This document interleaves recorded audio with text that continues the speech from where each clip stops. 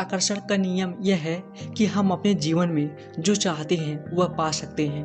इसे पाने के लिए आपको अपने विचार सकारात्मक और कर्म सकारात्मक रखने होंगे। इन सकारात्मक विचारों के आकर्षण की शक्ति से आपको जो चाहिए वो पा सकते हैं। डिसीजन ले। पहली स्टेप आकर्षण के नियम को प्रयोग करने की यह है कि आपको जीवन में क्या चाहिए इसका डिसीजन लेना होगा। आपको क्लियर कट डिसीजन लेना होगा कि आपको जीवन में क्या बनना है, आपको क्या करना है और आप क्या पाना चाहते हैं। आपको अपने जीवन में एक ध्येय निश्चित करना होगा। आपको जो चाहिए वह बिल्कुल स्पष्ट होना चाहिए। सिर्फ यह नहीं कि मुझे अमीर बनना है, मुझे खुश रहना है, बल्कि यह स्पष्ट होना चाहिए मुझे कितना अमीर बनना है, उसके लिए मुझे कितना पैसा चाहिए, मुझे खुश रहने के लिए क्या चाहिए।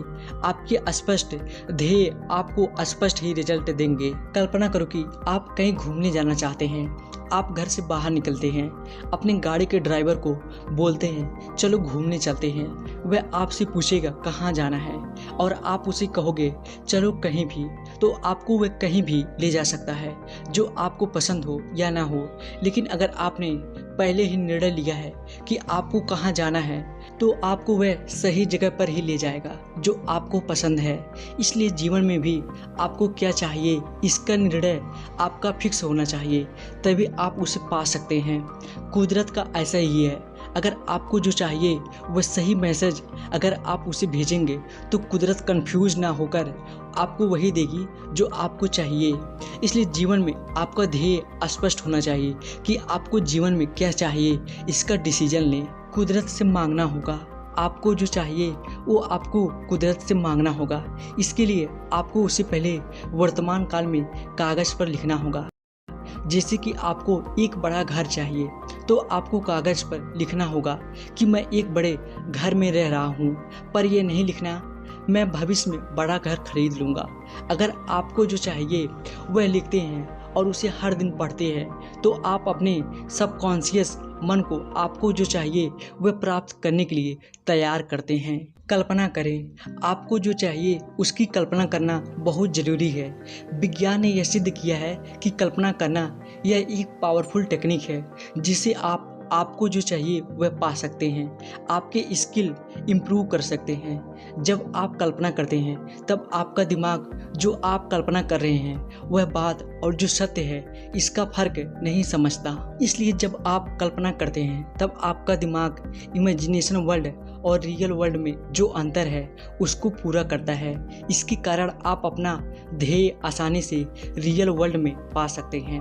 ज्ञानी लोग मानते हैं कि आपको विजुअलाइजेशन का उपयोग दिन में 2 बार करना चाहिए, एक सोने से पहले और दूसरा सुबह उठने पर। इसे आपको हर दिन करना चाहिए, तभी आप विजुअलाइजेशन में परफेक्ट बनेंगे और अपना ध्येय आसानी से पा सकेंगे। महसूस करें। सफलता के लिए आकर्षण का चौथा नियम है जो आप पाना चाहते हैं उसे विजुअलाइज इमोशन के साथ प्रैक्टिस करें।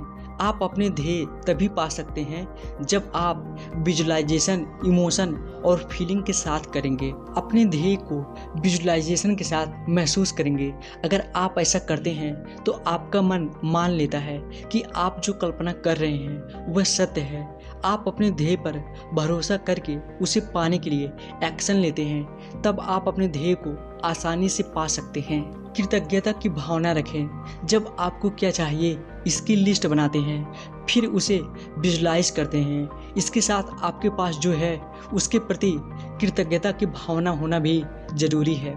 जब आपके पास जो है उसके बारे में सोचते हैं तो आप खुद को खुश और परिपूर्ण महसूस करते हैं। लेकिन जब आप सोचते हैं कि आपके पास क्या क्या नहीं है तब आप खुद में उदासी महसूस करते हैं। आप जैसा सोचते हैं वैसी वाइब्रेशन आप कुदरत को भेजते हैं। कुदरत फिर आपको वही देती है जो आप सोचते हैं। भरोसा और विश्वास रखें। आपको अपने ध्येय जो आप विजुलाइज कर रहे हैं उनके ऊपर भरोसा और विश्वास होना चाहिए।